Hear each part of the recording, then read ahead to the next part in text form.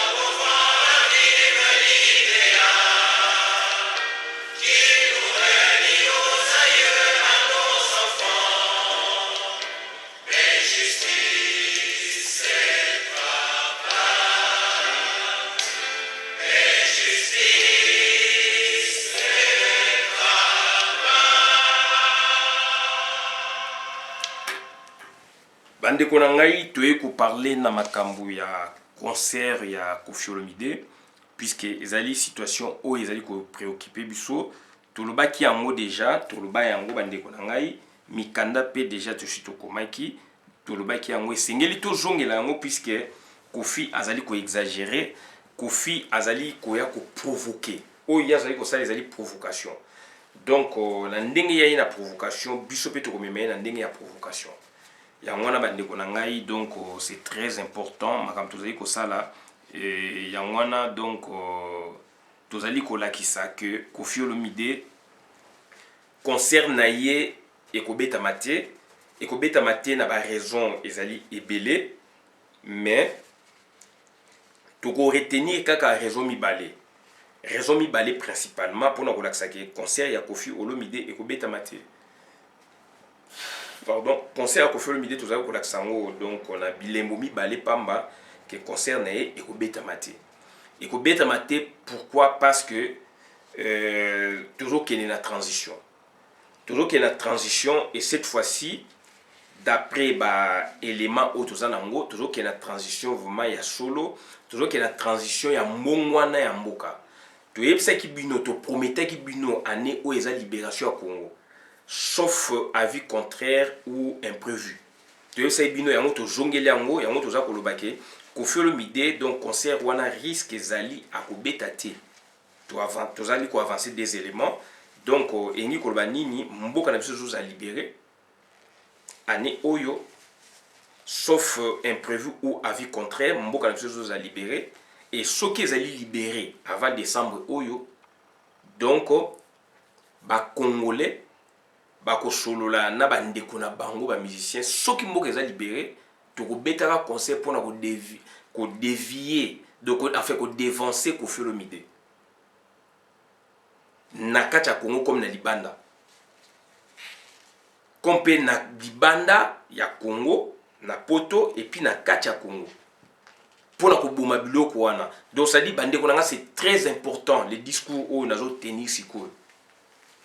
Donc ça dit mboka na biso kozala libéré année oyo sauf imprévu ou avis contraire na tchemai na monoko te naza koloba yango naza kozongelaka yango.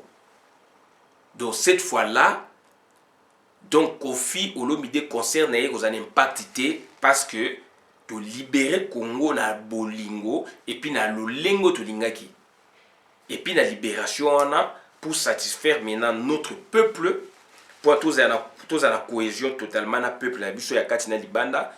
Donc to organiser ba concert na kati ya Congo comme pe na libanda ya Congo na poto et to rendre concert na ye sans impact puisqu'azali donc provocateur.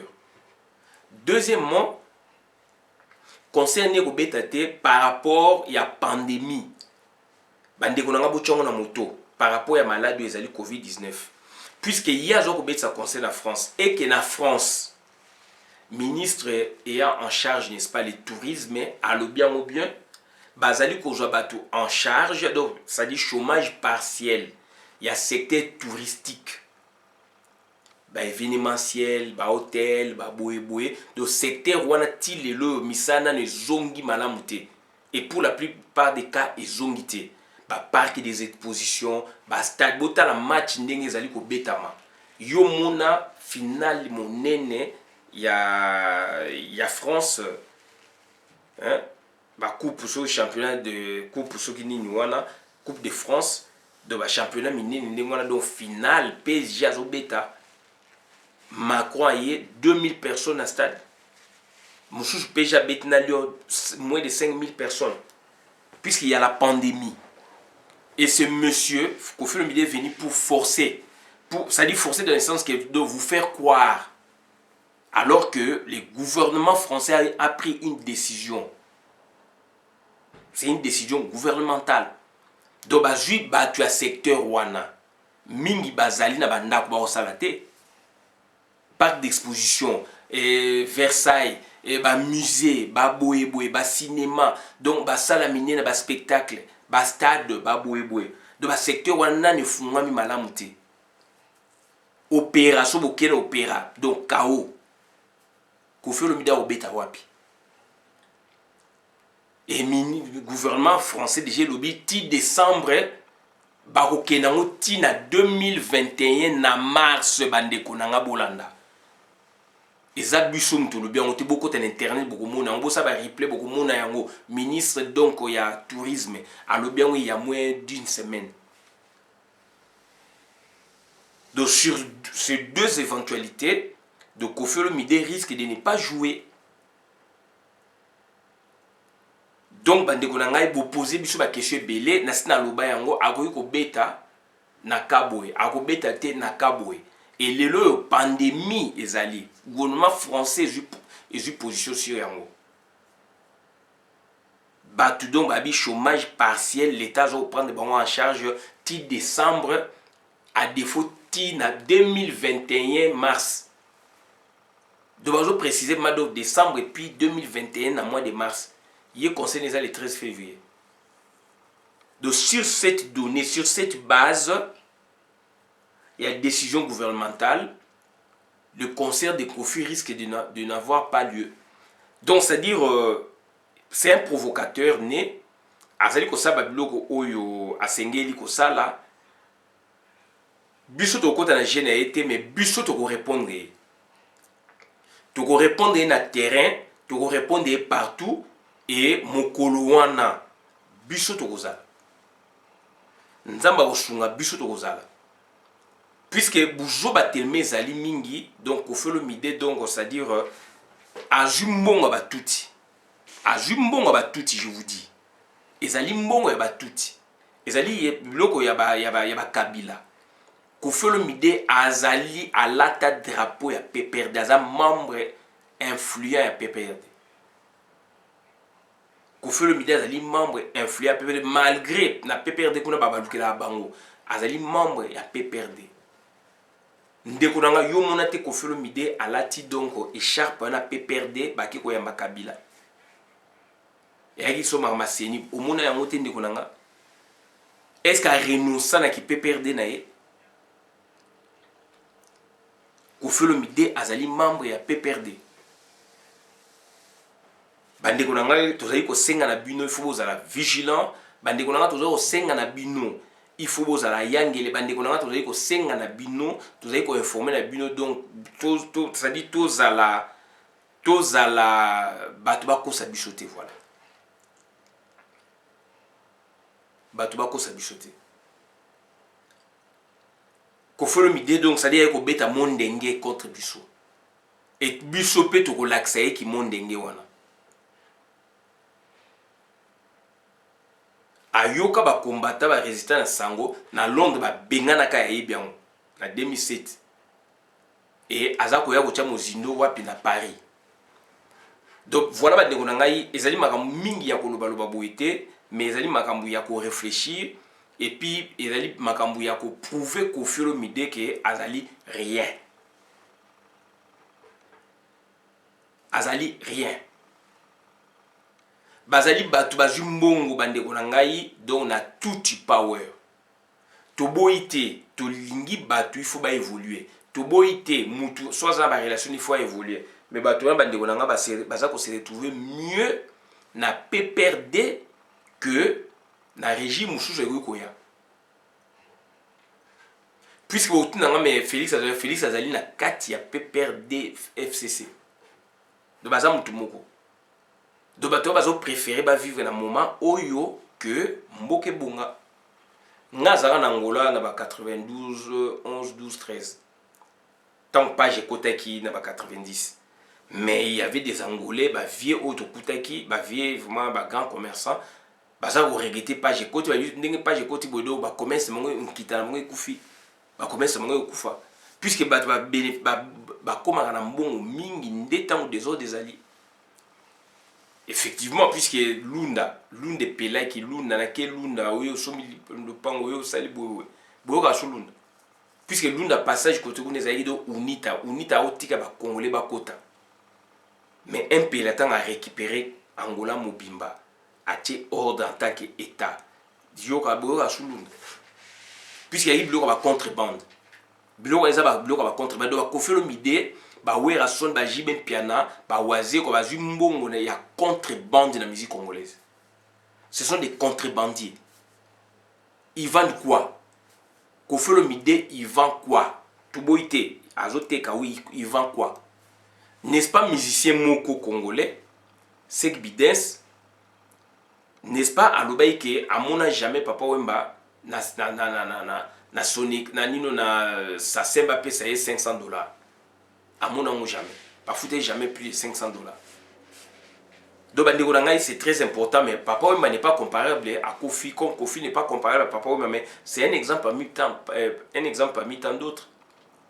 Tout le monde a recette, il y a maître Gims. C'est moi les Kagiti n'a pas pris de vente, hein. On comprend déjà n'a pas pris de vente, déjà tu peux estimer déjà. À l'Ekaki déjà donc on a pris de vente un grand Junior Hallyday vivant. Mais on peut déjà avoir l'idée sur la recette totale. Quand vous vendez déjà plus de autant de millions, des milliers d'exemplaires, par autant, par quel montant, par exemple 10 euros le CD, 15 euros, 20 euros, vous pouvez faire des calculs. Maître Gims, déjà on sait que dans la hit parade, il y a déjà les bossa Johnny vivant. Bien que Bonimoko ça donne Maître Gims soit un congolais, puisqu'il n'a pas changé national, mais il ne joue pas votre musique. Il n'a pas votre culture. Vous avez bien Maître Gims, vous avez bien moi Dadju. Mais oui, ils sont congolais puisqu'ils n'ont pas changé de nationalité. Oui, ils le sont, mais du moins donc ils ne jouent pas votre musique. Bato ba osomba donc ezali donc ba français et puis na mboka oyo ezali ko sala ke bango donc bazala bien puisque ba structure evanda. donc bandeko na ngai lobi mboka ekofungwama batu oyo bazali kobetisa peuple congolais mitu boyebi bango batu oyo bazali donc ça dit ko travailler pour na ba étranger boyebi bango ça fait 23 ans boyebi kité boyebi to yebi bango donc batu wana bandeko na ngai il faut ba se justifier devant peuple lobi na nko o bazali ko sala biso na makambu oyo basali biso esengeli lobi faut ba se justifier na peuple yango na ndeko na ngai Koffi Olomide concert wana ezali concert ya défi et biso toko défier ye yango na moni to komeli bakonzi ya mboka oyo neti yazo luka makambu et luka makambu akozwa yango na yebisaki bino ke Koffi Olomide dossier na ezali na table ya renseignement ya Congo na Kingakati que donc il faut beta ako beta na février 2021 nazali moko batu o na lobaki yango avant que ba fiche na yebima bato bazana sembo balandaki ba websa bino ezali concert ya ba Rwandais mais année oyo ba Rwandais baza ko bima na Congo et batu o baza ko soutenir ba Rwandais et sengel aussi ba landa bango toko yebisa bino bo landa ba tata na bino ba mama na bino ba Rwandais ba parents na bino ba Rwandais surtout bino ba musiciens bino ba artistes congolais oyo ba sombi bino likolo ya mbongo ndeko nanga na lobai ke Koffi Olomide dossier neza na table na Kingakati ndenge bayokana il faut beta na février une semaine après ba fiche à Koffi et bimi na février donc toujours ko pesa bino ba matière digeste makambu ya solo pour na bo comprendre boyeba batu wana bazali bata PPRD Jibem Piana avant concert ya Fally Ipupa ake ko mbongo ba kabele mbongo azo donc mbongo pour na voyage choki donc ba management mususu mais lié na musique ya Fally Ipupa mbongo Congo ba kabele ba kabola ngonde wana alors que mbongo Congo donc esengeli sala misala ya Congo ba secteur ebele clé ya mboka na biso ezali ko marché te mais misolo ezali ko bima ba kamera bazo yiba facilement ba 250 millions de dollars 250 millions de dollars ekei 50 millions de dollars ekei mais na mboka na biso donc il y a des problèmes donc ba deko na ngai donc Koffi Olomide ndenge tozali ko loba wana c'est un Congolais, mais azali donc alingi donc ba pique trop, alingi donc ba polémique trop et aïe les droits na ya ko circuler mais azali ko défier biso chaque jour Koffi Olomide ko défier ba combattant yango naza ko senga na ba combattant ba résistant ba révolutionnaire toyi kampiko toujours senga na ba combattant résistant révolutionnaire. Il faut humilier Koffi Olomide. Il faut faire échec na concert na ye. Koffi Olomide azali plus spécialité ou plus pardon azali plus spécialité koleka ngai na yo. Azali plus spécialité koleka bandeko baza kokufa na Beni, na Kasai, na Bakongo un peu partout na Congo. Il n'est pas plus spécial que bango.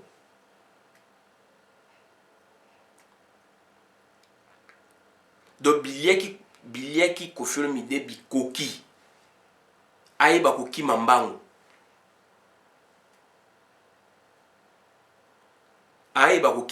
donc aza ko beta on a but nini c'est un artiste musicien oui mais aza ko beta on a but nini ya mbongo ya lokoso ya ko dévier ba congolais pour na alaxa batu donc kuna a rassurer bango alaxa batu que en face na biso c'est un monsieur intelligent, il va faire comprendre les binobo qui a discours, tout débattre pour donc ça dit pour créer dialogue par rapport il y a embargo il y a congolais sur la musique congolaise. Ko faire l'idée au ko réussir au ko longa mutu moko te. To ko faire échec na concert na yo ndenge to mesana ko sala mosala o esengeli pona mboka ya bakoko ya ngai na yo pe. Mais net yo sundoli bakoko o ya yo. Olobi yo zanu su congolais to komino rwandais. Donc biso to ko faire échec. To ko faire échec na concert na yo. Déjà tous allez dans mois de tous allez déjà dans 2021 déjà donc makambo ezali déjà ko s'annoncer mabe. Ezali ko s'annoncer mabe ya mwana biso tuye. Donc tito koma na février année prochaine na hypothèse que concerne Olingue Beta nous viendrons pour faire échec pour na kolakisa peuple. To kosala bango ba rappel.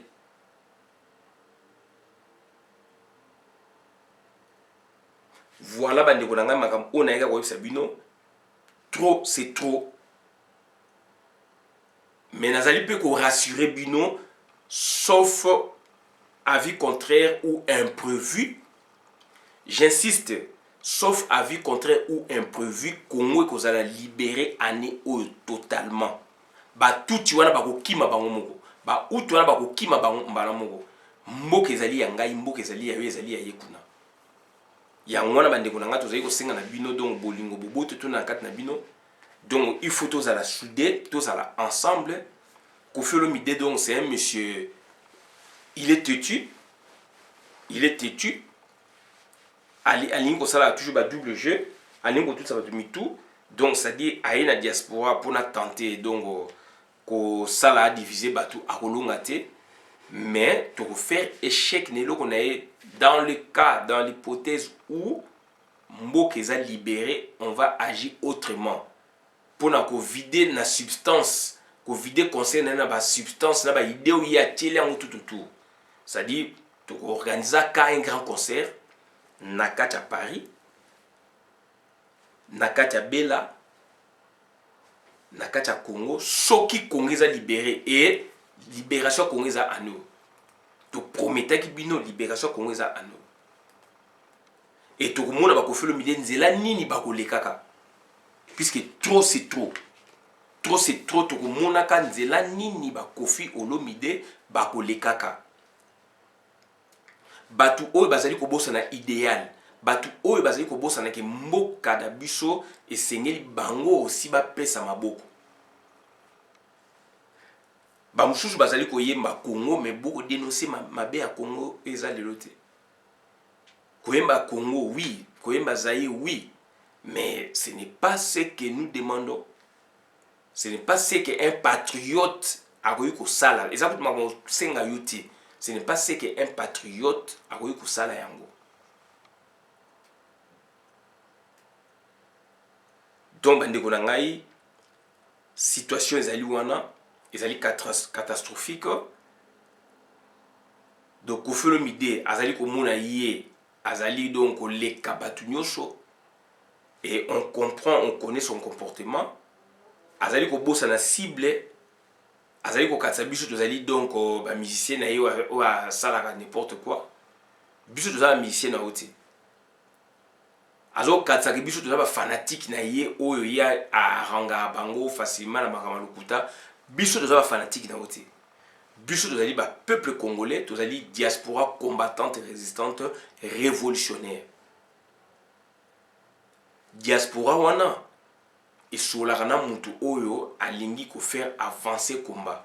Diaspora wana ebongisaka makambo ya mboka. Diaspora wana ebundaka sérieusement pour na mboka. Et yo ko tia loboko na moto. La résistance va s'occuper de toi. La résistance est ko s'occuper de vous. La révolution est ko finir yo. Et les combattants vont te combattre. Nous allons te combattre. bozali kosambaka na nko likolo ya mbongo likolo bokoma intouchable mais boyeba ke Kabila asala liste yo Koffi Olomide ozali na kati akobomaka yo Wera Sono oza na kati akobomaka yo Jibe Pierre oza na kati akobomaka yo Wazeko oza na kati akobomaka yo banyoka na yebisa bino bozali ebele tuti alimbisaka te boza na kati ya mozanga na ye bino kutu bosepela bosambela ke mboka ya sika eya po bose libere eloko na yeki akoyebisa bino ngwana donc botyango na mutu tuti abosanaka eloko moko te bozali donc bibwele na ye bozali na kata mizanga na ye akolupe bino te akataki ndai asalobaki akolupe bino te et tête à gondole Koffi Olomide tête à gondole Koffi Olomide nazomona psychologie na yo donc ozali fort na mutu ozali sûr na mutu ozali convaincu au bêta mais n'explique deux choses oyo et ko empêcher concert na yo sans que biso to réagir n'explique deux choses likolo likaba liboso na biso transition so mboka na biso donc e libérame na condition na donc e libérame so ke libérame d'autres permettre na autres privilèges wana oza na primaire wana ou primauté ya action ya ndenge oyo ba combattant résista ba kanisaka ba koyi ko kanisa après de libération mboka na bango ezali yote Koffi ezali yote Koffi toza ba musicien pe oya biso na kata komba.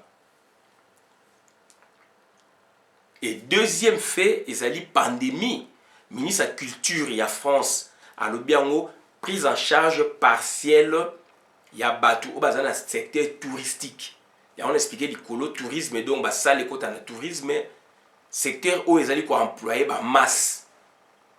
Botala kaka dongo championnat ya France, ba championnat belé na monde ezoko beta na donc ezoko beta ma stade vide. Vous croyez que le championnat des alliés, responsable, a besoin de bon côté, a besoin de santé publique, de la population.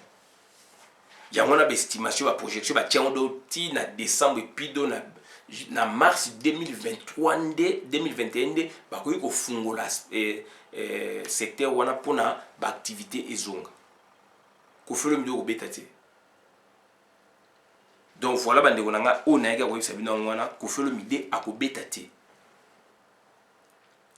Naza ko lobango nazali sérieux. Naza ko lobango sur base ya réalité na terrain. Aye seni concerne la France. France déjà dans décembre donc problème naza ko loba wana. Donc ça dit chômage mo ezali na kata secteur mo ba service na kata France.